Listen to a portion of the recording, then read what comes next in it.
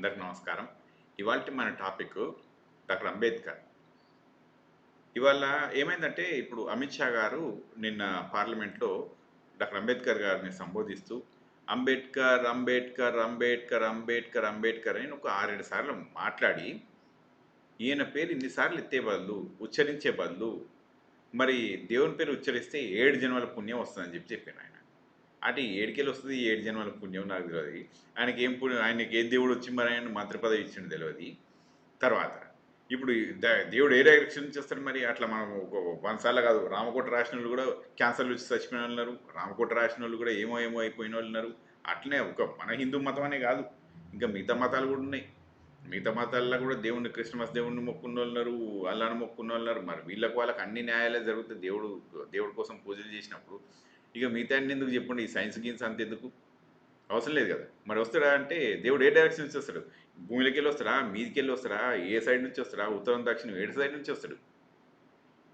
అంటే మనము ఇందులో నేను చెప్పాల్సింది ఏమనుకుంటున్నానంటే ప్రజల్లారా, ఇట్లాంటి వాళ్ళు, ఇట్లాంటి మాటలు రాజకీయవేత్తలు ఎప్పటికీ మాట్లాడుతూనే ఉంటారు. ఎప్పటికి మాట్లాడతారు. ఇవాళ ఈయన మాట్లాడరు, రేపు పొద్దున ఇంకోళ్ళు మాట్లాడతారు, నిన్న ఇంకొకళ్ళు మాట్లాడుతూ ఉంటారు. సో, ఇవన్నీ మాట్లాడుతూనే ఉంటారు. ఇది కాదు. అసలు డాక్టర్ అంబేద్కర్ అంటే ఆయన ఎవరు? ఆయన ఏం చేసిండు అనేది ప్రజలకు ఒక అవగాహన ఉండాలి. ఇప్పటిదాకా జరిగిన తంతేందంటే, ఆయన ఒక దళితుడు. డాక్టర్ అంబేద్కర్ గారు ఒక దళితుడనమాట ఆయన. కనుక దళితులకు ఒక పేరన్నట్టు ఆయనను పెట్టేసిండ్రు. కానీ ఆయన ఒక మరి వాళ్ళకే చేసిండా అంటే, ఈ భారతదేశంలో 50% భారతదేశం అనే కాదు, ప్రపంచంలో ఎక్కడ చూసుకున్నా ఒక 50% ఉంటది. మరి భారతదేశంలో కూడా 50% ఉంది గదా! ఎవరు? వుమన్. సో, వీళ్ళ కోసం హిందూ కోడ్ బిల్ పట్టుకొచ్చిండాయన.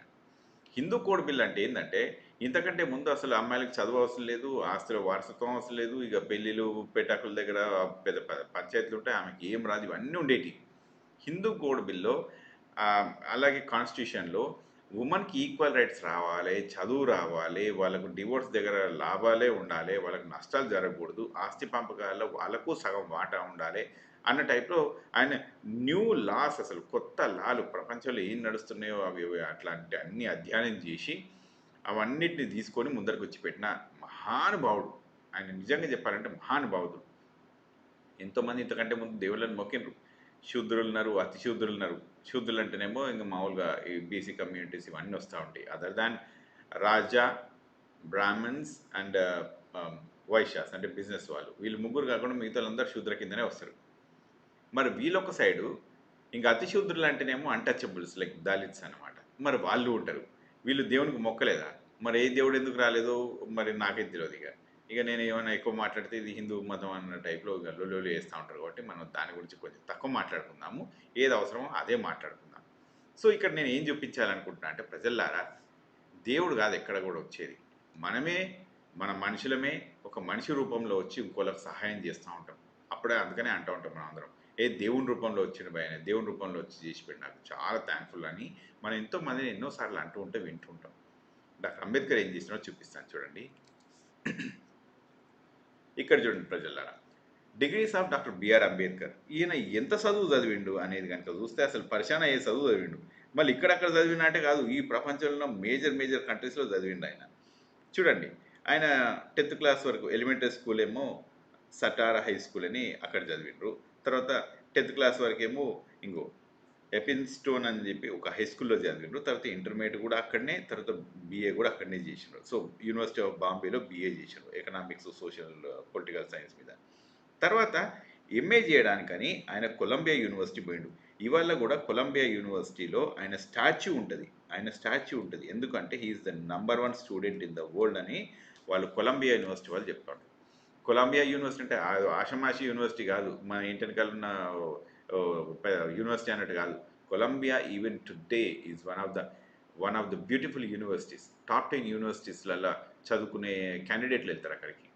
సో, అది చాలా టాప్ క్లాస్ యూనివర్సిటీ. అది కొన్ని వందల సంవత్సరాల నుంచి నడుస్తున్న యూనివర్సిటీ. వాళ్ళు ఊరికే ఇయ్యరు. సో, ఆయన్ను నంబర్ 1 స్టూడెంట్ అన్న టైప్‌లో ఇచ్చింది. ఇది ఇక్కడ ఆయన అయిపోలేదు. మళ్ళీ కొంత కిందికెళ్ళి చూద్దాం చూడండి. ఆయన ఎడ్యుకేషన్ లిస్ట్ చూస్తే పరేషాన్ కావాలి మనమంతా. ఈ కొలంబియా యూనివర్సిటీ అయిందా ఇక్కడ.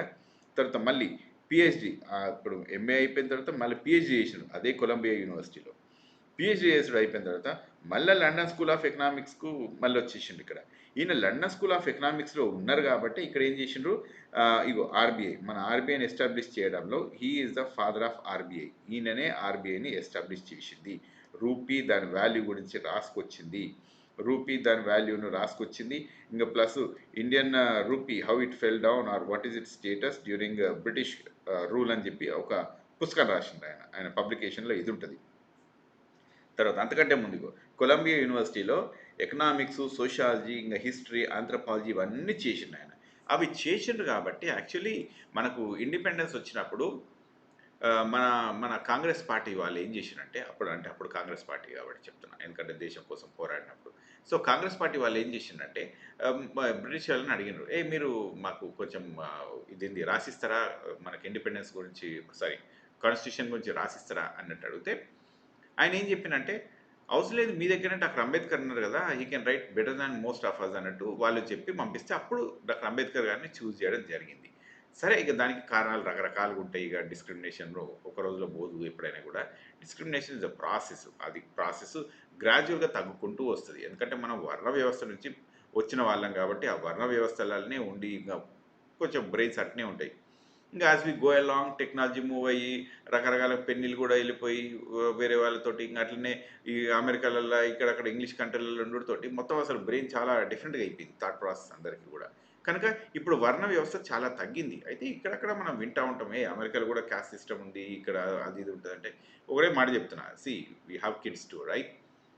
వాళ్ళు ఎవరిని దేకరు, దేన్ని దేకరు. నేను చెప్తున్నది ఇవాళ జనరేషన్లో ఉన్న పిల్లలు they don't care about what ever you say. వాళ్ళకి ఏం చేయాలనో అదే చేసుకుంటారు, రైట్. సో నెక్స్ట్ అయితే not deviating from the topic. తర్వాత ఇక్కడ నుంచి ఇది అయిపోయాక బారెట్లా ఎక్కడ, గ్రేస్ ఇన్ లండన్. ఇక్కడ ఈయన చదువులు చూస్తూ ఉంటే మళ్ళీ లండన్ స్కూల్ ఆఫ్ ఎకనామిక్స్లో ఒక డిప్లొమా ఇన్ సైన్స్ చేసిన అనమాట.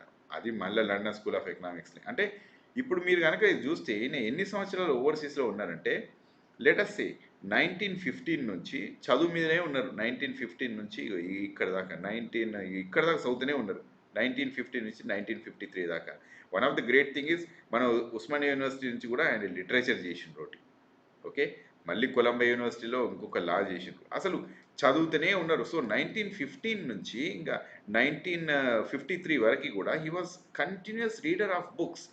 ఇంత చదువుకున్న వ్యక్తిని మనం అండర్మైన్ చేయడానికి వీలు కాదండి. అది మనకనే కాదు, ఈ ప్రపంచంలో ఎవరికి కూడా అండర్మైన్ చేయడానికి వీలు పడదు.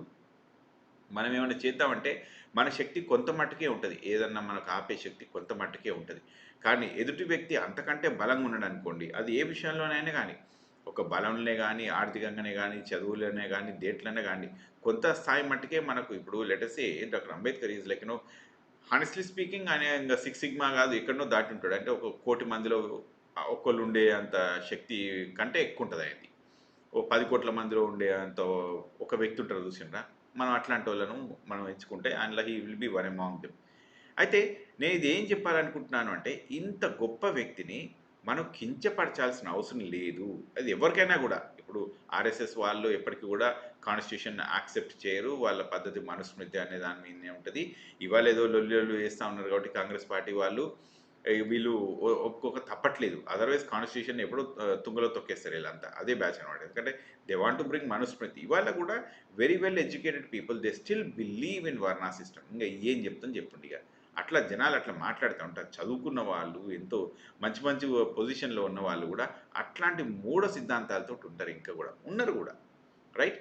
So going down, right. So ఆయన ఇంత చదువుకున్న వ్యక్తిని మనం అండర్మైన్ చేయడానికి మన కెపాసిటీస్ సరిపోవు. సరే, మరి ఏం చేసిండు ఈయన? అసలు ఎవరు ఓన్ చేసుకోవాలి డాక్టర్ అంబేద్కర్ గారిని? ఎవరు ఓన్ చేసుకోవాలి? బీజేపీ పార్టీయా, కాంగ్రెస్ పార్టీయా, బీఎస్పీ అనా, లేకుంటే రిపబ్లిక్ పార్టీ ఆఫ్ ఇండియానా, లేకుంటే ఇంకెవరన్నా? ఎవరు ఓన్ చేసుకుంటారు అంటే, ఫస్ట్ థింగ్ ఏదైనా కూడా ప్రజలు ఓన్ చేసుకోవాలి. ఒక వ్యక్తినే కానీ, ఒక సంస్థనే కానీ, ఒక వాల్యూస్ ఉన్న సిచ్యువేషన్నే కానీ, ఒక ఐడియాలజీనే కానీ ప్రజలు ఎప్పుడైతే ఓన్ చేసుకుంటారో, ప్రజలు ఎప్పుడైతే ఇది నా సొంతం అనుకుంటారో, ఏ ప్రభుత్వం అయినా, ఏ పార్టీ అయినా ఓన్ చేసుకోక తప్పదు. సో ఇది మరి ఎవరి మిస్టేక్ అన్నట్టు కనిపిస్తూ ఉంది అంటే, మన మిస్టేక్ లాగానే కనిపిస్తూ ఉంది ఇది. ఎందుకు మన మిస్టేక్ అని చెప్తున్నా అంటే, చూడండి ప్రజలారా, ఈయన డాక్టర్ అంబేద్కర్ గారు ఎంప్లాయ్మెంట్ ఎక్స్చేంజ్ తీసుకొచ్చేసారు. ఇది ఎంత ఇంపార్టెంట్ విషయం అంటే, ఇప్పుడు మనకు ఎక్కువ తెలియట్లేదు కానీ 1980s 90s వరకు కూడా employment exchange was a big issue, చాలా పెద్ద విషయం. తర్వాత యా ఇన్సూరెన్స్ ఒక ఎంప్లాయీకి ఇన్సూరెన్స్ ఇవ్వడం ఎట్లా? ఇగో 12 అవర్స్ నుంచి 8 అవర్స్‌కి వర్కింగ్ అవర్స్ తగ్గించి ఫ్యామిలీ లైఫ్‌ని బ్యాలెన్స్ చేసేసిండు. వర్క్ అండ్ ఫ్యామిలీని బ్యాలెన్స్ చేసిండు. తర్వాత వుమెన్ రైట్స్‌కి పోరాటం చేసిన వ్యక్తి కాబట్టి మ్యాటర్నిటీ లీవ్స్ ఇచ్చిండు. ఓకే. మ్యాటర్నిటీ లీవ్స్ అంటే ఇంగా ప్రెగ్నెంట్ మదర్ ఉంటారు కదా! డెలివరీ అయిన తర్వాత లీవ్స్ అనమాట. ఇట్లనే ట్రేడ్ యూనియన్స్‌కి కొంత రికగ్నిషన్ కల్పించిండ్రు. డీఎల్ ఎట్లా పెంచిరో చెప్పిండ్రు. పెయిడ్ హాలిడేస్ చెప్పిండ్రు. హెల్త్ ఇన్సూరెన్స్ చెప్పిండ్రు. లీగల్ స్ట్రైక్ రేజ్ చేసిండ్రు. ఈయన ప్రావిడెంట్ ఫండ్ చేసిండ్రు. ఎందుకంటే he is a very good economist as it is. ఆయన లండన్ స్కూల్ ఆఫ్ ఎకనామిక్స్‌లో ఎకానమీ అంత చేసిండ్రు. కనుక అవన్నీ విషయాలు తెలుసు. ఏవి ఎట్లా పనిచేస్తాయి అనేటి he is well versed. Sociology చేసిండ్రు, ఆంథ్రోపాలజీ చేసిండ్రు, లా చేసిండ్రు. ఇక అసలు ఆయన చేయని చదువులు ఏమున్నాయి చెప్పండి? సొసైటీకి ఏమేం కావాలో అవన్నిట్లల్లా మాస్టర్స్ డిగ్రీ, పీహెచ్‌డీ డిగ్రీ తీసుకున్న వ్యక్తి కాబట్టి మనం అండర్మైన్ చేయడానికి రాదు. ఇక్కడే అయిపోలేదు. చూడండి ప్రజలారా he did lot more things. అయితే ఇప్పుడు ఓటు. ఇక్కడ ఎవరు అంటే ఓటేసేవాళ్ళు. ఇంతకంటే ముందు మనకు ఎలక్షన్స్ ఇప్పుడు 1950స్ తర్వాత వచ్చినాయి కదా! నేను ఒకటే క్వెషన్ అడతా. ఇంతకంటే ముందు గాంధీ గారు ప్రపోజ్ చేసింది ఏందంటే, ఆయన ఎవరైతే ఇన్‌కమ్ టాక్స్ కడతారో వాళ్ళకే ఓటియ్యాలంట. మరి ఇన్‌కమ్ టాక్స్ కట్టోళ్ళే అంటే ఇవాళటి రోజున గూడా మన భారతదేశంలో ఎంతోమంది ఇన్‌కమ్ టాక్స్ కడతలేరు. మరి వీళ్ళందరికీ ఓటు హక్కు తీసేస్తే ఎవరు ఓటేస్తారో ఒకసారి ఆలోచించుకోవాలి మనం. So, what I mean to tell you is vote హక్కును అందరికీ కల్పించిన మహానుభావుడాయన. ఆడవాళ్ళనే గాదు, దళితులనే గాదు, ఇంగా ట్రైబల్స్ అనే గాదు, ఓబీసీలనే గాదు, అందరికి ఇచ్చిండాయన. That is the beauty of this constitution. అంతకంటే ముందు అది లేకుండే మనకు. అసలు ఇప్పుడు శూద్రుల్ని, అతి శూద్రులనైతే అంటే దళితులననమాట. ఇక వాళ్ళని ఎంత దూరంగా పెట్టి చూసిందంటే సొసైటీ, ఎంతో దూరంగా పెట్టి చూసింది. మరి మనసు బాధపడదా వాళ్ళది? బాధపడుతదా లేదా? So, what are we showing to this world? ఈ మనుస్మృతిని తీసుకొచ్చి దాన్ని ఎంకరేజ్ చేసి ఇంకా దేవుడు, దయ్యం అనే మాటలే ఎక్కువ మనం మాట్లాడుకుంటే సైంటిఫిక్‌గా మనం ముందుకెళ్తున్నట్టా? కాదు గదా! మరి అట్లాంటి మాటలు ఒక లోకసభలో ఒక పెద్ద minister, he is one of the big ministers right? Home minister అంటే చాలా పెద్ద పొజిషన్ అది. అట్లాంటి వ్యక్తులు మాట్లాడుతా ఉంటే ఏం సైంటిఫిక్ ఎవిడెన్స్ చూపిస్తున్నట్టు మనం ప్రపంచానికి? దేవుడున్నాడా లేదా అనేది సబ్జెక్టివ్. నమ్మనోళ్ళు ఉంటారు, నమ్మేటోళ్ళు ఉంటారు, అన్ని రకాలు ఉంటారు. సో, మనం ఇక్కడ ఏం చెప్పాలంటే దేవుడు ఒక మనిషి రూపకంగానే వస్తాడండి. ఆయన ఆ రూపకంగా వచ్చి చేసిపోయిండు. అంతే. That is all we have to respect him for. Right? ఇంక మిగతా ఎవరెన్ని మాట్లాడినా అందరికి ఓటు హక్కు ఇచ్చిండు. వుమెన్‌కి రైట్స్ ఇచ్చిండు. అన్‌టచబిలిటీ ఈజ్ ఎ క్రైమ్ అని చెప్పి రాసుకొచ్చిండ్రు. ఓబీసీలకు రిజర్వేషన్‌లు ఇచ్చిండ్రు. అట్నే ఎస్సీ, ఎస్టీలకు రిజర్వేషన్‌లు ఇచ్చిండ్రు. మైనారిటీకి కూడా వాళ్ళు ఏమేం కల్పించాలో ఆయన అన్నీ కల్పించిండు. ఎందుకంటే రిలిజియన్ అంటే ఈ సెక్యులర్ అనే పదాన్ని ఆయన తీసుకొచ్చి క్రిస్టియన్స్‌ని గాని, దళితులని ముస్లిమ్స్‌ని గాని ఒక్క తాటి మీదకి తీసుకొచ్చిండ్రు. అందరూ సమానమే ఈ దేశంలో అని చెప్పి. సో, ఎవరిని అండర్మైన్ చేసిండ్రు ఆయన? ఎవ్వరిని అండర్మైన్ చేయలేదు. ఎక్కడెక్కడైతే ఆ నీడ్ ఉందో ఆ నీడ్‌లన్నిటిని ఎత్తుకుంటూ వచ్చిండాయన. ఇంకా లెట్స్ గో డౌన్. అయితే ఇది ఒక్కటే గాదు. మనం ఇప్పుడు స్టాటిస్టికల్ లా అనేది చాలా ఇంపార్టెంట్. స్టాటిస్టిక్స్ అనేది ఎంతో ఇంపార్టెంట్ ఇగ. తర్వాత finance commission, provision for the finance commission దీన్ని చేసిండాయన. ఇరిగేషన్ కమిషన్, దాని ఇరిగేషన్ కమిషన్ చేసిండు కాబట్టి ఇగో హిరాకుండ్ డ్యామ్, ఇంకా బిగ్గెస్ట్ డ్యామ్ ఇగో Bhakra Nangal, the biggest dam in the world ఇది. Biggest dam in the world. దానికి ఆయన ఎంతో కొంత రూపకర్త అనమాట. మొత్తం ఆయనే చేసినామని చెప్పడం కాదు కానీ అట్లా ఈజ్ ఎ గుడ్ రూపకర్త. ఇంకా ఒరిస్సా రివర్ను, దామోదర్ పెటిట్ వ్యాలీని, ఇక ఇవన్నిటికంటే ముందు ఇది ఒకసారి చూడండి ఆర్బీఐని తీసుకొచ్చింది ఈయన. ఇంత చేసిండ్రండి. మనము ఇంత చేసిన వ్యక్తిని ఒక దళితులలో పుడితే దళితుడు లెక్క చేసినాము, లేకుంటే ఒక బ్రాహ్మణులలో పుడితే బ్రాహ్మణులలో చేసినట్టు, లేకుంటే ఓబీసీలో పుడితే ఓబీసీలలో చేసినట్టయితే మనం అవమానించుకున్నట్టు. ఒక గొప్ప సంఘ సంస్కర్తని మనం అవమానించుకుంటున్నట్టు. అది ఆడవాళ్ళే కావచ్చు, మగవాళ్ళే కావచ్చు, ఎవరన్నా కావచ్చు. If Dalits own him, it means you are disrespecting him. If any other person who is owning him, it's disrespecting. ఒక్కరు కాదు, అందరూ చేయాలి దాన్ని. ఎందుకంటే అందరు చేయాల్సిన వ్యక్తి అతను. కనుక నేను I kindly say one thing, మనం ఏమైనా చెప్పే ముందు, ఎవరైనా సరే చెప్పే ముందు ఆయన ఏం చేసిండు సొసైటీకి, అది యూజ్ అయ్యేదా కాదా అనేది చెప్పి ఆలోచించాలి. అయితే ఏంటంటే ఇది ఒక్కళ్ళో ఇద్దరు చెప్తా ఉంటారు, ఇంకా అక్కడనే ఆగిపోతూ ఉంటుంది. అట్లా కాదు, ప్రధానమంత్రి, ఇంగా మంత్రులు, ఇంగా అసలు స్టేట్సు, ప్రజలు అందరూ ఈ టాపిక్ రాజ్యాంగం ఏంది, దాని ఇంపార్టెన్స్ ఏంది, దాని వాల్యూస్ ఏంది అనేది మనం చెప్పుకుంటూ పోవాలి. అది ఎవరన్నా దానికి ఎదురుగా చెప్తే అందరం మాట్లాడాలి. లేకుంటే ఏమైతుందంటే కొన్ని టీవీ ఛానల్సే వాళ్ళేంతో ఒక సెక్షన్ ఆఫ్ పీపుల్ ఉంటారు. ఆ సెక్షన్ ఆఫ్ పీపులే మొత్తం దీన్ని కంటిన్యూస్ చేస్తాము అంటే అది తప్పు. అందరు మాట్లాడినప్పుడే మిగతా ఇప్పుడు ఎవరైతే దీన్ని నెగ్లిజిబుల్ అనే టైప్‌లో బిహేవ్ చేస్తా ఉంటారో వాళ్ళ నోర్లకు మూతలు పడతాయి. కనుక ప్రజల్లారా I kindly request one thing, మనం ఖచ్చితంగా మాట్లాడాలి. అన్ని టాపిక్స్ పైన మాట్లాడాలి. అన్ని టాపిక్స్ పైన మనకు అవగాహన ఉండాలి. అది చాలా important. Okay. Right. Let's go down again. మరి ఇవంతా చేసినాం కదా! ఇవంతా చేసిన తర్వాత ఎవరో ఒక అతను ఉంటాడు. అమిత్ షా గారి పైన నిన్న హైదరాబాద్‌లో కేసు బుక్ అయింది. ఈయన మరి కేంద్ర మంత్రి ఇది బుక్ అవుతుందా అంటే చేసిండ్రు, ఆయన చేసిండ్రు మరి. ఎవరు అంటే ఈయన కార్తిక్ అని ఒక లాయర్ ఉన్నాడు. ఇక్కడ where is this guy Karthik? ఆహ్, హైదరాబాద్ ఇగో డాక్టర్ బిఆర్ అంబేద్కర్‌ను అవమానించినందుకు కార్తిక్ అనే న్యాయవాది ఇక్కడ చూడండి. కార్తిక్ అనే న్యాయవాది ఈయన డీజీపీకి లెటర్ రాసిండ్రు. నిన్న కేసు ఫైల్ చేసిండ్రు. ఎస్సీ, ఎస్టీ అట్రాసిటీ కేసు కింద పెట్టారు. దీన్ని చూడండి బిఎన్ఎస్ సెక్షన్ 352. ఓకే. ఇది ఎస్సీ, ఎస్టీ అట్రాసిటీస్ కింద వస్తుందని చెప్పి రాసిండ్రు. అమిత్ షా గారి తండ్రి గారైన అనిల్ చంద్ర షా గారికి ఆయన డీటెయిల్స్ అన్ని రాసిందనమాట. హూ ఇస్ యూ అంటే. సో అంటే ఈ ఇది మరి కరెక్టేనా అంటే మరి కరెక్టే. మరి కరెక్టే. ఇంక మనం తప్పని చెప్పడానికి కూడా ఏం లేదు. ఎందుకంటే ఇప్పుడు దీన్ని ఆయన అవమానకరంగా మాట్లాడిండ్రు అని చెప్పి ఆయనకు అనిపించింది. కనుక ఆయన కేసు ఫైల్ చేసిండ్రు. తెలంగాణలో ఫైల్ చేసిండ్రు. మరి దీన్ని ఎంతవరకు ముందరకు పోతుందంటే ఎంతవరకు ముందరకు పోతుంది పోదని తర్వాత సంగతి. కానీ డిస్‌రెస్పెక్ట్ చేయొద్దు అనేది మాత్రం మనందరికి తెలవాలి. ఇంక ఈ వీడియో ఇంతటితో ఆపేస్తా ఉన్నాను. ఒకటే ఒక మాట చెప్తా ఉన్నాను. He is a great man. He is a great soul. ఆయన ఎంతో పీడిత మంది ప్రజలకు ఇవాళ ఓబీసీలు రిజర్వేషన్ ఎంతోమంది ఓబీసీలు వాడుకుంటా ఉన్నారు. ఒకటే మాట చెప్తా ఓబీసీ సోదరులకి. ఓబీసీ ప్రజానీకం మనం కాన్స్టిట్యూషన్‌ని ఓన్ చేసుకున్నప్పుడు, మనం డాక్టర్ అంబేద్కర్‌ని ఓన్ చేసుకున్నప్పుడు రాజరికం అనేది రాదు.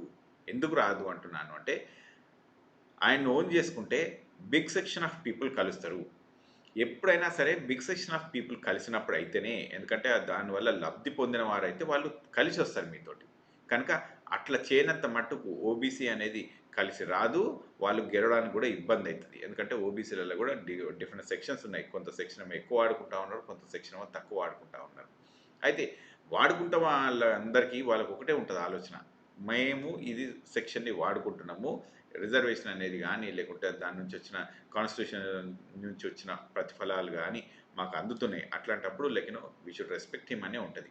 అట్లాగే ఇంగా ఎస్సీ, ఎస్టీలు కూడా మీతో కలిసి జాయిన్ అయితా ఉంటారు. సో, ఎవరెవరైతే రిజర్వేషన్ వాడుకుంటారో వాళ్ళందరికీ కూడా ఎంతో కొంత న్యాయం జరిగినప్పుడు వాళ్ళందరూ బిగ్ చంక్ లాగా వస్తారు. అంతవరకు మీరు కాన్స్టిట్యూషన్‌ని, డాక్టర్ అంబేద్కర్ గారిని ఎత్తుకోనంత మట్టుకు రాజ్యాధికారంకు దూరంగానే ఉంటారు. మీరు ఆలోచించి చూడండి. ఇన్నేళ్ళు ఎందుకు రాలేదు రాజ్యాధికారం? మరి ఎందుకు దూరంగా ఉన్నాం అనేది బీసీ ప్రజలు ఆలోచిస్తే they will know more about it. Right. So ఈ వీడియో ఇక్కడితో ఆపేస్తున్నాను. ఏమైనా కమెంట్స్ ఉంటే కింద పెట్టండి. I will try to reply. Right. Thank you.